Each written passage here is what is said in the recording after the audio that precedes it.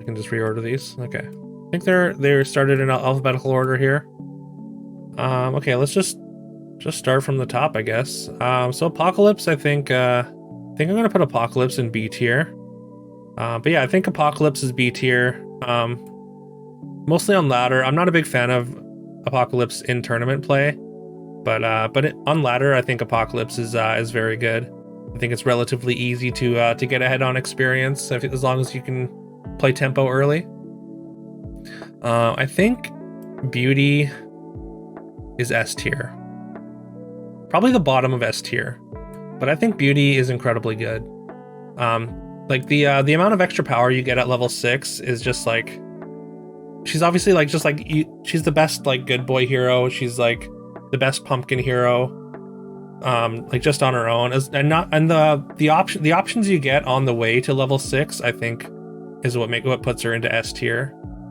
I think just having more options is incredibly powerful. I think the starting health matters a lot as well. Yeah, overall, I've just been really happy with Beauty lately, been very happy to pick her, and especially even in tournaments, like I'm pretty happy to just play Beauty in a tournament game. Okay, Mad Catter, C tier, probably high C tier, low B tier. But I think I think the early game buffs are very, very good. But like you basically lose your hero power once you get into sort of the mid game, and the stats don't matter so much. There are definitely certain hits that are very good. Like if you get a bunch of extra stats on like a ranged support or a friendly spirit, that's great. But oftentimes like that's just not going to be, or it's just not going to be the case. But for the first few turns, I do think Mad Catter is quite strong. But yeah, I think the fact that the hero power falls off so hard in the mid game, it belongs in high C tier. All right, going to Caron now. Caron, I'm gonna say is B as well, probably ahead of Apocalypse. I think the play patterns with Caron are very, very good. They're very fun, as well as being able to scale up a Polywoggle or like even a Cut Purse early can be very, very beneficial and can get you ahead of the lobby. And I think the stats, like, they don't fall off that fast as I think some people think. Like I think like putting Caron stats on Friendly Spirit in the mid game is still very good.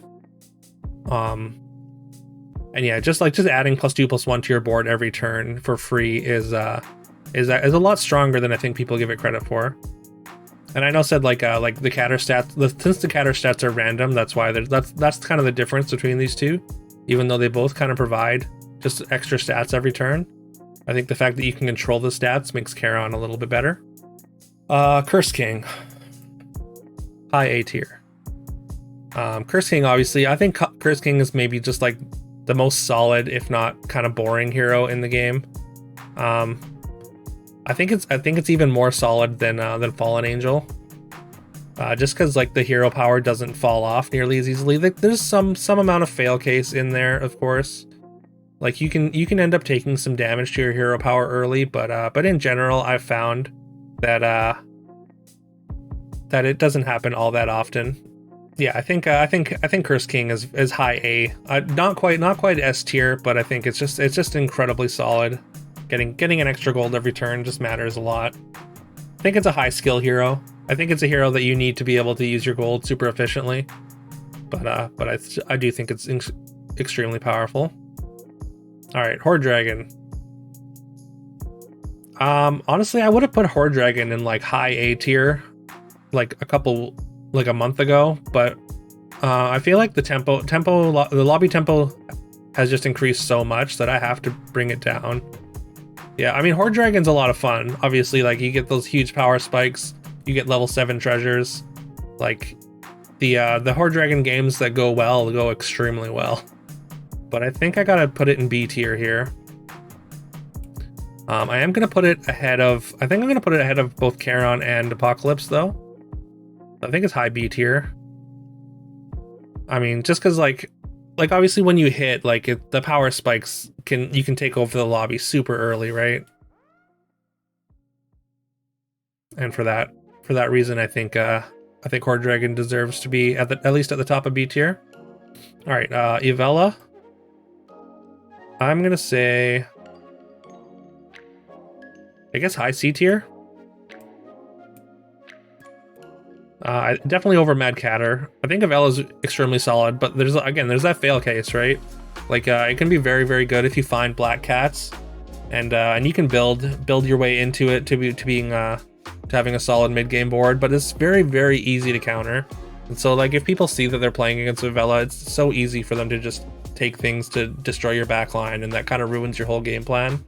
I feel like you're forced to build into a certain comp with Ivella like way too often. And it's so easily counterable.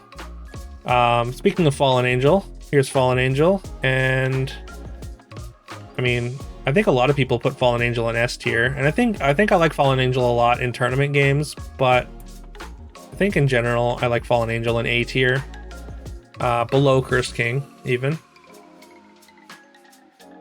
Yeah, she's a very good tempo hero, but she does force you into kind of awkward builds sometimes. And again, like her hero power falls off in the mid game, which is something I value hero powers that stay around longer, as you'll probably notice based on this tier list. Yeah, I find with Fallen Angel, I definitely drop one side of the hero powers like in the mid game. I'll usually lean into the evil side just because I mean 2 power I think is a little better than 2 toughness in general. But yeah, I try not to like focus too hard on the hero power once it starts falling off. So the fates, I think the general consensus on the fates is that she's fallen off a little bit. But I think fates is S tier. It's just like one of my favorite heroes to play in general, and I think the combination of getting a guaranteed powerful unit as well as a treasure in like no matter what it is, even if it's one of the worst ones, I think it's just so valuable. Getting that treasure and the powerful unit is so good. And when you can hit like a mouse or a polywoggle, like you're like very likely to escape the early game and mid game with decent health. I think it's just more valuable early tempo than some of these other characters, as well as you get the other side of the hero power that can benefit you for the rest of the game, right? Okay. Okay, so next, Sir Galahad. Oh man, Sir Galahad is another hero like Ivella that used to be the best in the game, but now I think it's like near unplayable. So we're gonna go E tier. You know what? Let's go bottom. It's bottom D tier. It's over here. But it's D tier, I think. Yeah, I mean, there's not much to say. It's just like it's a treasure hero that's worse than every other treasure hero, like Celestial Tiger and Horde Dragon. Like it wants to be one of those, but the value it gives you is just so not worth it. Yeah, exactly. Galahad that's a good analogy there, T-Gun Trigger. It's like taking Puzzle Rune, because you have to aggressively chase the triples, and then the end. Even if you get the triples, like it's just not that big a deal, because even like getting triples early, like you're putting stats on units that you're probably just going to replace anyways. So unless you're putting stats on things that like are going to be like permanent fixtures in your comp, then it just like doesn't matter. Like it's tempo, but you still have to hit the treasures just to get some tempo, right? I don't know. I just find that it ends up being very, very bad. Move on to Geppetto.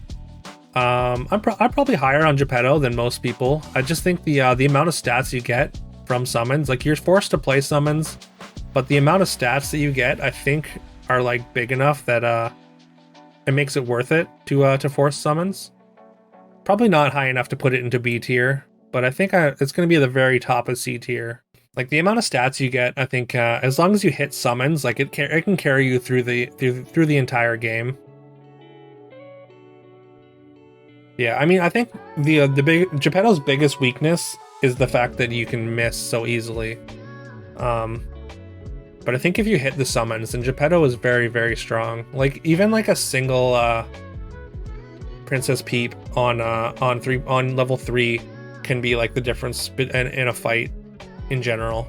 And yeah, if you miss all your summons, then obviously you don't have a hero power. But I do think that Geppetto's hero power is powerful enough that when you hit, it's good. Okay, Jack's Giant. E. I never want to play Jack's Giant. You think Jack's Giant is better than Galahad? I mean, that's fair. I really don't like the hero powers that like don't do anything past level 2. And I think Jack's Giant is exactly that. Get to Goldilocks here.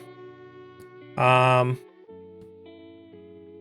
a little bit curious as what I've seen a lot of conflicting opinions about Goldilocks, but personally, I'm a huge fan. And I think Goldilocks goes in A tier. I think the hero power is like very underrating. You think Goldilocks is better than Cursed King? Interesting. And Carol, you think Goldilocks is very mid? Okay. Yeah, no, I think she's A tier. I think the fact that she you get extra econ at each level, and the fact that you get to see shops that are almost guaranteed to show you something that you want at each level is very important. And yeah, the fact that you can basically like present a strong board incredibly consistently has been very good for me. You think Goldie is better APOC? I mean, yeah, it is better APOC, I think. Yeah, I agree with that. I don't know why I said that kind of incredulously at first, and then I realized, yeah, wait, I put APOC much lower, so yeah, that works. That's true. Moving to Grandmother. I've actually got really good average placement on Grandmother, but I still don't think it's very good. I do like the extra health. I do think it's better than Galahad, but I think it's D tier. I like I said, I was saying, I do like the extra HP, but the fact that you don't have a hero power until 6, I think is a huge detriment. I mean, I've got it at high D, so like I could be convinced to put it into low C. But you know what? I'll move it up to C tier. I think you've convinced me that it's a little better than I'm giving it credit for. Okay, where do I want to put Gwen? I like playing Gwen. I think that's very good. I think it has a very high ceiling. And yeah, there's just a lot of different play patterns with Gwen that I really enjoy. I mean, Mix-a-Wizzle Knighthood is just like super fun, right? I'm thinking Gwen has to be around B. I don't think it quite reaches A tier, but I do like it at B. Probably a little bit above APOC. Maybe better than Caron. Yeah, let's put it above Caron. I think the Mix-a-Wizzle Knighthood combo is just like super potent, and again, just fun to do. It's also the first hero I ever bought, which makes it a little bit sentimental for me. Yeah, when I first booted up the game, I saw Gwen in the shop and was like, "What the hell's a Knighthood?" and bought it just to see what it was. So yeah, Gwen has a special place in my heart for sure. Okay, Horseman. I used to put Horseman in E like pretty easily, just because I think the hero power is like not that great, but I have come around on Horseman a lot, so I think I'm actually gonna put it in C tier. I actually think I like it more than Avella. Like obviously it's very good in like tempo wise early. Being able to like get spells for like an early Wizard's Familiar or a Cinderella is very nice, and you can save Kidnap for when it's actually going to be like better. Yeah, no, I've just found that the Kidnaps are better than I gave them credit for initially. I used to think that they're basically like it's just basically like getting 6 gold, which isn't necessarily true. Being able to like to time your Kidnap relatively early in the game, like against a Skip or something, someone that's going to be playing higher value units, or like a Peter Pants, is I think is a bit of a skill and an upside for Horseman. And again, I've played it a little bit more recently. I kind of didn't touch it for a long time, but yeah, it's the games that I've played with it, it's impressed me enough to put it into C tier at least. Okay, Krampus. E. Worse than Jack's Giant. Well, maybe it's not worse than Jack's Giant actually. I think Krampus is fine as like a sort of early tempo thing. Putting extra stats on black cats matters fair amount. It matters longer than I think Jack's Giant's bonus matters. Yeah, I think it's above Jack. But yeah, other than that, it's very, very boring. Krampus and Mrs. Claus should be the same here. Should be one hero. It should just you should get both buffs, or you should be able to just toggle between them at will. Moving on to Loki. I like Loki. I think it can be super good, but it's super feast or famine often. But I think it's more feast than famine. At least it has been for me lately. I think I would go A tier. Just the amount of value you get from Loki early is like if you just get a shrink spell or like a free roll the dice is just super valuable, and being able to get free experience throughout the game can be super powerful. And then it kind of falls off in the end. I mean, if you get a free Pigomorph here and there at level 6 is nice, but in general it's pretty unreliable, and the fact that you're not able to buy spells does become a huge detriment towards the end of the game. Like not being able to TLK your golden Neans, or like find Pigomorphs or cast Evil Twins or Knighthoods or whatever does end up making you a lot less reliable, or making the hero a lot less reliable in the end game, which I think is a pretty huge detriment. Mask is a hero that I really like playing. I think it's very good, and I think that my Mask games are cursed because I've just been super poorly with them, but I feel like the amount of choices you get makes it super powerful. I think I'm gonna put it in S tier. I think the amount of options you get from Mask is just like I think it's an extremely high skill hero, but I think the ceiling is so massively high on Mask that it deserves to be S tier. Because yeah, Mask's super hard to play, but I think the ceiling is so high that it's worth putting here, especially in like tournaments. I think Mask actually goes up in tournaments because a lot of people are playing high tempo heroes. So the fact that you're able to switch between some of like the more value oriented heroes is very useful. Like being able to, I mean, I think Rumpel and like Gwen are like relatively high picks in tournaments. Maybe not Gwen so much, but Rumpel. I don't know. I think the amount of options makes Mask hard. I think anything that adds like a ton more options makes something hard, and increases the skill cap. So let's move on to Merlin. I think Merlin, same as Galahad. I think Merlin's better than Galahad though, but I think it's high D tier. Maybe you know what? Let's go C tier. I think Merlin is better than Grandmother. I think it's just decent tempo, and I mean, I personally cast a lot of spells, so that's maybe why I have Merlin relatively higher than maybe some other people would. I definitely don't think that Horseman's better. I should probably, yeah. I think Merlin definitely goes up the ranks. Probably not above Catter, but I think it's above Horseman and Avella for me. But in the first few turns, when you can control where the buff's going, at least relatively, then I think it's very good. And the incidental stats, I think are quite good. And I do like, if you can get monster books, then I think it's pretty valuable. Okay, so King Midas. Like I kind of want to put King Midas in D, but I think it might be C. Maybe it's just high D. Like I don't mind King Midas. He's easy to get third with. Yeah, like a relatively solid top 4 hero. I mean, I think if you have a bad early game with Midas though, like you fall off super hard, right? And like it's really hard to get back in the game with Midas because you don't have the treasures to act as a catch-up power spike kind of thing. I think maybe my sample size with Midas might be a little bit low, but I think low C is about as high as I'm willing to go with Midas here. Okay, yeah, Miri definitely D tier. I think Miri like in the same way that like Geppetto and Avella force you into a certain style of play, Miri does that, but like the floor on it is so much lower. Like with Geppetto, all you need to find is a couple summons and you're strong. Avella, you can find any number of relatively any number of animals and range backline and you're relatively strong. But with Miri, if you don't hit royals, you're just doing nothing. You're spinning your wheels and you end up spending so much gold just like trying to find things that you just die super early. I've found. You might pick Krampus over. Okay, that's fair. I mean, I think Miri has, like, I mean, if I'm in the mood, I'll play Miri. but I'm never in the mood to play Krampus.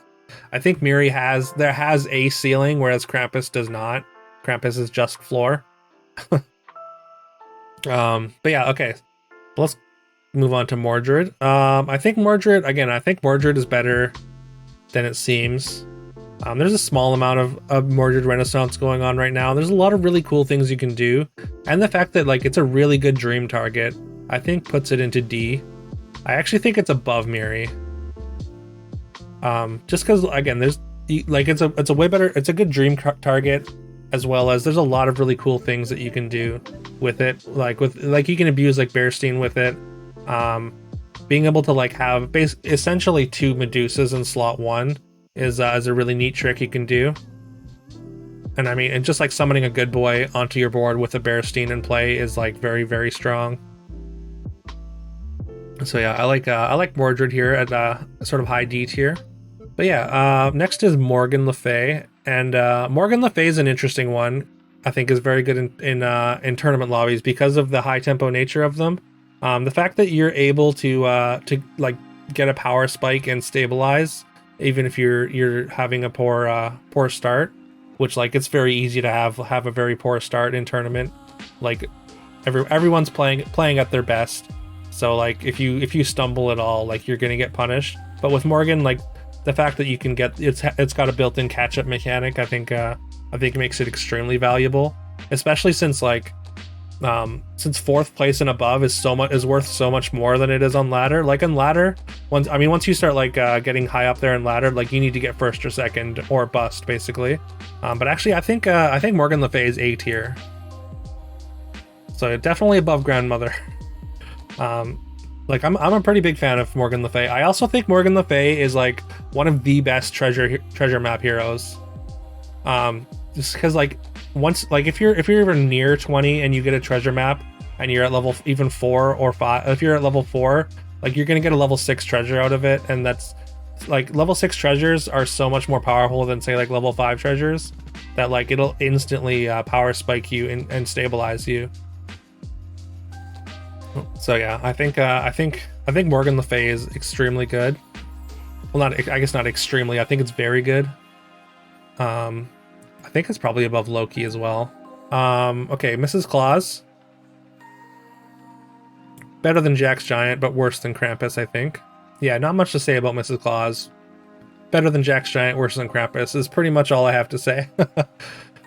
I think, like, I mean, like Princess Peep is very good with Mrs. Claus, but I think in general, good characters have like a decent enough stat line that that the +1/+1 just doesn't really make that much of a difference.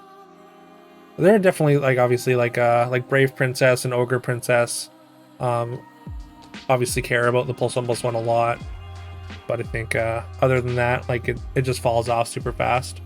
Next, we're gonna go with Muerte, and I actually like Muerte. I've been liking Muerte more and more. It's probably still D tier, but it's definitely top D tier, I think. I think the hero power is pretty underrated, and like it's like if like we have Trophy Hunter at home kind of thing is kind of how I view it, because you want kind of the same. Muerte is top C. I mean, the five extra health does matter, but yeah, like I said, it wants the same characters as Trophy Hunter. I mean, obviously Last Breath characters, but I think like the extra value of just like even getting one activation on like Trophy Hunter is generally very good. So like having that guaranteed activation with Muerte matters a lot. Yeah, I probably like it more than Midas as well. So yeah, I guess I have to move it up to C. I probably like it more than Grandmother as well. Huh. You know what? I think we're going here with it, because I think I like it better than all 4 of these. Yeah, I think the double last rest value is just incredibly powerful. Also, it's a really, really good dream target, especially, I mean, mostly just in Good Boy comp, but still, it makes Good Boy comp extremely good. Now, Pan's Shadow, I'm not as high on as everyone else, I think. I think it's C tier. I think it's high C tier. Probably top of C tier. I've got a lot of stuff in C tier. I'm probably going to have to start dropping stuff down to D. I mean, I could maybe move it up to B tier. But I'm not as big a fan of Pan Shadow as I think a lot of other people are. I feel like getting early treasures is pretty important. If you whiff on them, then that can end up being bad. And since the support nerf, since Sporkle and Lady the Lake have been nerfed, I think Pan's Shadow gets a lot worse because it has a way harder time stabilizing on level 4. Because like in general, I mean, you don't have a hero power until level 4, and then once you get there, like if you don't like hit a triple relatively fast, then I feel like Pan's Shadow, like you fall super far behind, and it's pretty hard to come back from. I mean, you obviously stabilize a little bit better than most heroes at that level, but I don't know. I find that you need to work pretty hard to stabilize if you're floundering early. Yeah, and again, I think the support nerfs like massively nerf Pan's Shadow. Pants is I guess Pants is good if you like playing Hat Ball, because that's pretty much the only thing you can do. Like there's some like very niche things that you can do with Pants outside of Hat Ball, but generally you're probably not going to win any lobbies with anything other than that. Personally, I do love playing Hat Ball, but I know a lot of people there's a lot of people that don't, because it's really either good or pretty bad. I think it's a very solid top 4 hero. I think it's probably going to be C or low B for me, just because you get so much strength early in the game and it like scales relatively well. And the shop buffs, when you combine them, they add up like to quite a few stats. I know it's definitely a playstyle thing for Pants, for where people would place him. But I think for me, it's going to be high C. I think I have too many things in C though, so we're going to start it in low B anyways. But this is about where I place it right now. I like Pants more than any of these heroes for sure. Okay, I mean Pied Piper. Like, I mean, it's S tier, right? I don't think most people are gonna argue with that. Like, it's S tier, maybe at the top of A tier. No, Pied Piper still, it gets +1/+1 on its chop unit, but that's still it's still very it's so consistent, and the fact that you're able to see animals, you get an extra shop slot, actually it makes a huge difference. The fact that it's like relevant throughout the entire game is a huge draw for it. Like being able to find good boys or like Bearstein if you're in summons on 6 is very large in terms of advantage. I think I like Piper here. It's probably a little better than Mask. I don't know if it's better than Beauty though. It might be. I guess it probably is. Just trying to think, if I saw them both together like in a tournament or whatever, like which one would I jump at? I'd probably take Piper. The early game consistency, I think, makes it a little bit better than Beauty. Now Potion Master. Potion Master is one of my favorite heroes. And we're gonna do A tier. My win rate on Potion Master is like kind of absurd. I think I got a 3rd in my last Potion Master game, which brought my average down to like I think it's 1.95 now out of 19 games. The utility you get from Pied Piper, like kind of like Potion Master. The utility you get from Potion Master, like kind of like Pied Piper, is just like you get so many options early, as well as like you just get the extra stats from like targeted spells early is very good at just like winning early fights. And then late in the game, the utility of seeing 2 spells is like super strong. Just like we talked about yesterday, how Loki, once you get to level 6, becomes very unreliable. Potion Master is kind of the opposite, since you like have such a high chance of seeing like knighthoods or pigomorphs or whatever you need at the time. And like, I mean, a well-placed pigomorph can like just win the game for you, right? So yeah, I think again I was talking about how like I really value having more options as a hero, and I think Potion Master just gives you so many different options throughout the game, with the extra spell slot that I'm very happy to just put it in a high A tier here. Next hero is Puffy. It's here or here. Probably here. I think Puffy's terrible. for the same reason that these are. Well, I mean, like Puffy can randomly do things, but so can Miri, I suppose. Okay, well, let's put Buffy in D tier, and then maybe we'll end up doing something like this.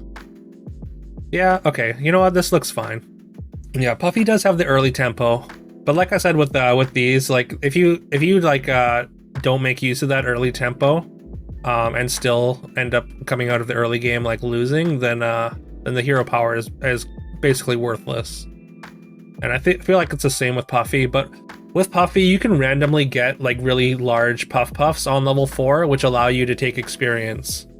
Because yeah, just like the huge tempo boost of a very large puff on level 4, again, can allow you to take experience and get ahead that way. I think Pup is also in D tier. A couple months ago, I think Pup would have been up in like B tier, just because of how many stats you get from the supports. But I think with the Sporko and Lady of the Lake nerfs, I think Pup the Magic Dragon gets downgraded down to D tier here. Probably at the top of D tier because it's still got decent tempo.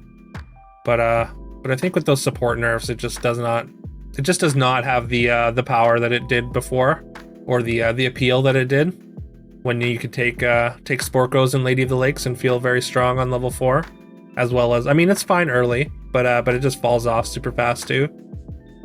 And those supports just aren't as desirable as units anymore. So Rumpelstiltskin, this is a hero that I really struggled with. And then yeah, I couldn't get a win with Rumpelstiltskin. It took me 16 games to get my first win with Rumpelstiltskin. I made like a whole like 2 video kind of series about me. It's just like of each one of my games going through trying to get the crown with Rumpel. And yeah, it took me 16 games, and it's a bit of a journey, but yeah, it was a fun video anyways. But yeah, again, I struggled with it early, but I have really come around to it. I think it's B tier. I think it goes around here. Maybe here.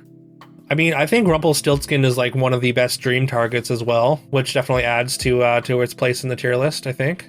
Like, I think people that play like just want to play like pure tempo will fire off the spinning gold on 3.0 and just like win a couple fights that way. But for me, I always wait till level 4, unless there's like a really good shop. Just because I mean I want to maximize the value of my hero power, which maybe is a mistake sometimes. All right, the next hero is one that I think a lot of people don't really like, but I think Sadjack is actually very good. And I think it's in B tier. Probably at the bottom of B tier. But yeah, my results with Sadjack have been very good. I just think he's an incredible scam hero, as well as just has like a built-in like avenue to slay, right? So yeah, I like Sadjack a lot more than the average, I think, because I see a lot of people very low on Sadjack. Again, like, I mean, Medusa is obviously incredible on Sadjack. If you miss on the slay plan, then I think like the scam plan is a very reasonable backup. It's also a decent copycat hero, just because I mean you always get the copycat attack in one, right?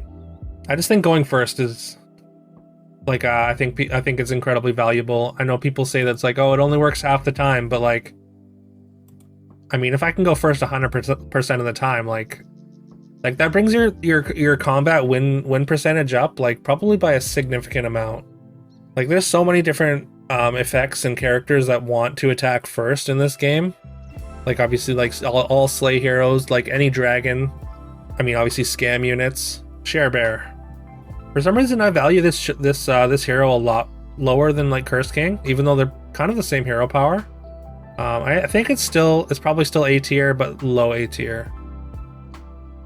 Like I mean just getting 1 gold every turn I think is very good, but I think I have it below these heroes. It's hard to like to really know like what the drawback is if you're just paying attention to your own board, right? But like the amount of value you're giving out does matter, and like again it's really easy to overlook, I think. But yeah, I think I like Share Bear, low A tier, still A tier, but move on to Skip here. I like Skip a lot. I think Skip is very good.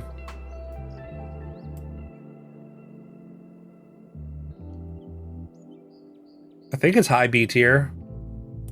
I agree that Skip is very, very good, but I think it's dropped off a little bit for me recently, but that could just be like, I could be kind of changing my thoughts based on results, just because I've been getting kind of tempoed out of lobbies recently. Although my win percentage with Skip is like very, very good.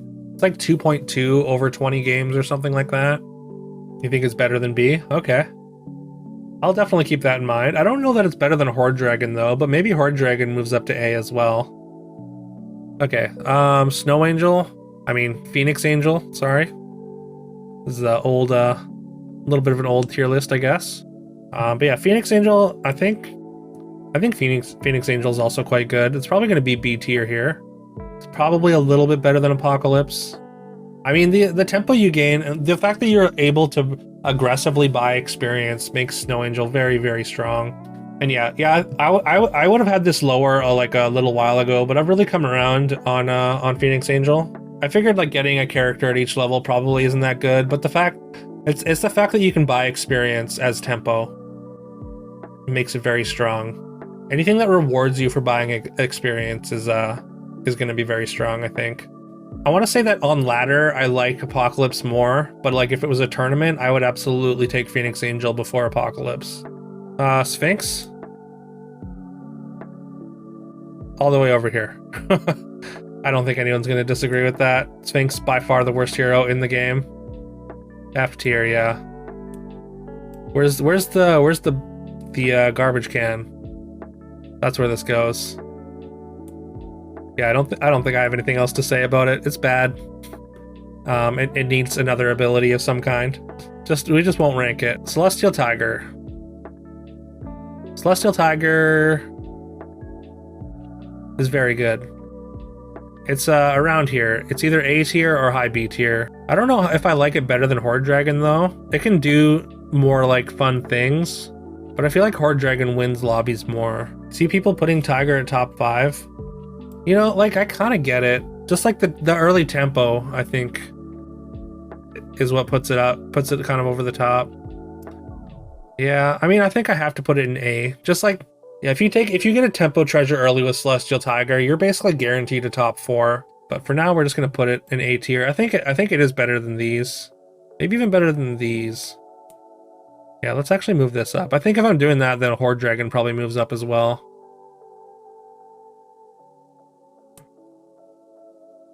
Yeah, I think so. So Trophy Hunter. I think Trophy Hunter is very good. And I think Trophy Hunter, like even without like the whole like Baba Yaga like crazy popping off thing, is just very good. I think if you can just get like a little bit of value out of your last breaths, I think Trophy Hunter is quite strong. I don't know if I would put it all the way up into A tier. I don't know that it has quite that consistency for me to put it into A tier for me personally. I definitely don't mind playing it when I see it, but it's not something that I'm like, I'm gonna pick and feel like I'm definitely gonna do really well this lobby.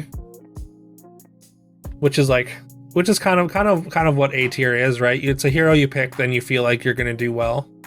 Yeah, I mean, I think B tier here, yeah, B tier heroes are like heroes that you pick that you're like you feel pretty confident in, but don't necessarily expect to dominate the lobby kind of thing. And C tier is like, yeah, what you take if nothing above it is offered. Go to Wonder Waddle now. To be honest, I still think Wonder Waddle's S tier. Maybe I could drop it down to A, but like, I mean, it's so good. The amount of treasures you get early, even with just the 2s, is still very, very good. And like the treasure or the units that you triple onto are still like extremely strong. Like obviously like Mouse and Wizard's Familiar and Polywoggle, getting upgrades on those super easy can change the game by themselves. And I mean, being able to get like access to like Forking Rod with the Mouse or like Fool's Gold super early is incredibly strong. That was the only real debate for me, was whether it's high A or S, and I think it qualifies for S for me. And I think it's still one of the easier Hatball heroes to put together. Yeah, I mean, I think everyone knew that Waddle was great in the beginning, but like it eventually kind of got to this fever pitch where I think it's because not everyone was just like, oh, Hatball Fork is like the best thing you can do, if you can assemble it. But once everyone started kind of getting on board with that is when we all realized that that Waddle was broken. You think Zell's B tier? I think I might agree with that. I think Zell kind of fits here as well. It's either low A tier or a high B tier. I think we're gonna put it in B tier for now. I think it's above Trophy Hunter. I think Zell is still very, very good. The 5 health nerf hurt him a lot, but I think like kind of like Pan's Shadow. Like obviously the hero power turns on at level 4, but I think Zell stabilizes way better than Pan's Shadow does. Because you get to buy so many higher tier units all at once, or at least quicker, which makes it a lot easier to stabilize. And also Zell like really likes experience. Like if you can get an experience or two ahead, then like you can build an absurdly strong board very easily. Whereas like with Pan's Shadow, if you get a couple experience ahead, you still don't really have the gold to be building super fast or build a board super fast. So Zell's another hero that rewards you for taking experience because you get a discount on everything you see after that. So it really mitigates the cost of experience spells, which is incredibly powerful. And then there's Zippy. And Zippy is absolutely bonkers, I think. Obviously you do have to survive the early game, but the things that you can do with Zippy, just like the ceiling is so absurdly high, and like there's so many different ways to high roll with Zippy. It's just absolutely nuts. Yeah, Zippy just does so many different, like it's like if Waddle were or like old Waddle worked for level 6 units basically. So yeah, it's absolutely nuts. How do we want to mess with this? I think I kind of like the order of these, although I think maybe we're gonna drop Midas down to D tier. You know what? Maybe Grandmother goes there too. Just because it's a hero that I'm not like excited to play at all, and I want to make some room. I'm gonna drop a couple of these down to C tier. I think I dropped Sadjack and Pants down to C tier, just to kind of even it out a little bit. All right, the B tier one, or I guess the order of the C tier ones. I think this is about how I would value them. I don't know that I want Horseman over Avella though. Yeah, so maybe we do this. I think I like Muerte where it is, and I think the rest of these are mostly in order. I don't know, it's really hard to order these because I feel like they're all like relatively similar power level wise. So I guess I just order it based on what I'm most excited to see in the shop. I think this is the right order. I think I take Skip before Gwen. Maybe I switch these just because I like Caron a lot. I think these are pretty much the same. How about A tier? I think I like Potion Master at the top of A tier. I think I might drop Fallen Angel down just because I don't like playing it. All right, I think Fallen Angel goes to the bottom of A for me. I think Waddle is probably a little bit better than Beauty. I think I'm pretty happy with this. All right, I guess we're finished then. And there we have it. That is my tier list for Storybook Brawl, the first one I've done in well over a year. So I hope you enjoyed this. If you did, please leave a like and subscribe if you haven't already. Definitely let me know what you think of the tier list. Let me know what you would change or your opinions on anything really in the comments down below. I would love to get some discussion going. Let me know if you have any hot takes about my opinions here. But yeah. I think that's everything for today. Thank you for watching. If you got this far, I really appreciate you. And I hope you have a great rest of your day, whatever time it is. And I will see you tomorrow.